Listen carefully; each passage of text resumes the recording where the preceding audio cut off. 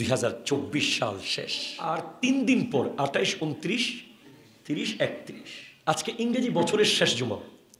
2024 যাচ্ছে না, বরং জীবন থেকে 3,15,00,000 বেশি সেকেন্ড চলে যাচ্ছে, চলে গেছে। আমরা বড় আফসোসের সাথে বলি, 31 ডিসেম্বর রাতে, যেটাকে ইংরেজিতে 31st নাইট বলা হয়, আমাদের দেশে আমরা দেখেছি 31st নাইটের আতশবাজি বেহায়াপনার কারণে অনেক জায়গায় বিগত সময়ে আগুন পর্যন্ত লেগেছে। অনেক মানুষ ক্ষতিগ্রস্ত হয়েছে, অনেক মানুষের প্রাণহানি হয়েছে, অনেক মানুষের জীবনহানি, জীবনের উপরে আঘাত এসেছে। সবচেয়ে বড় আঘাত, জীবনের উপরে আঘাত তো সবার আসবে, যেমনে করেই হোক। কেউ হয়তো এভাবে মরবে, কেউ হয়তো ওভাবে মরবে, কিন্তু ইমানের উপরে আঘাত, আমলের উপরে আঘাত যখন আসে, সেই আঘাতের কোনো ওষুধ নাই। 31st নাইটের রাতে, এটা হাসির রাত না, জিলহজ মাসের শেষ দিন, ডিসেম্বর মাসের শেষ দিন, বাংলা বছরের শেষ দিন। ওই দিনটা, ওই রাতটা কোনো সচেতন মুসলমানের জন্য হাসার রাত হতে পারে না, ওটা হবে কান্নার রাত। ঠিক কিনা বলেন? কাঁদতে হবে, কান্না, যে আমার জীবন থেকে প্রায় 52টা জুমা চলে গেল,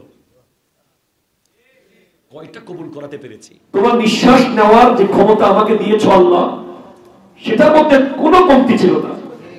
তুমি আমাকে যে দেখার শক্তি দিয়েছ, এক বছরে কোনো একদিন আমি অন্ধ ছিলাম না, কোনো একদিন আমি বোবা ছিলাম না, কোনো একদিন আমি ল্যাংড়া ছিলাম না, কোনো একদিন আমি লুলা ছিলাম না।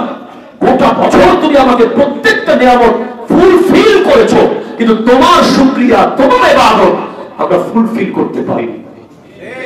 ঠিক কিনা বলো? সেজন্য আমি বলবো, আপনারা এই রাতে কোনোভাবে বেহায়ায় যেন লিপ্ত না হই।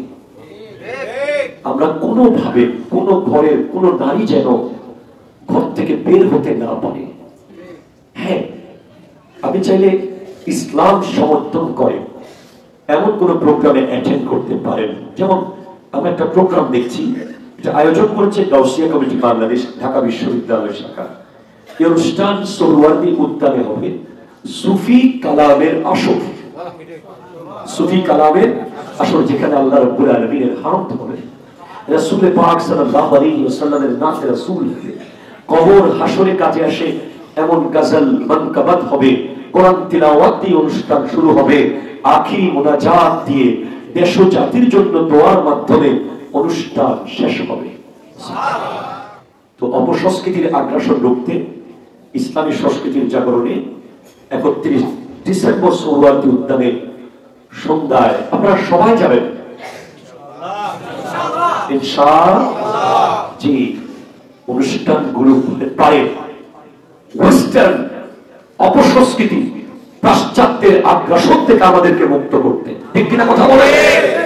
আল্লাহ তাআলা আমাদের দেশকে আযাব ও গজব মুক্ত রাখুক, এদেশের মানুষের উপর খাস রহমত নাযিল করুন।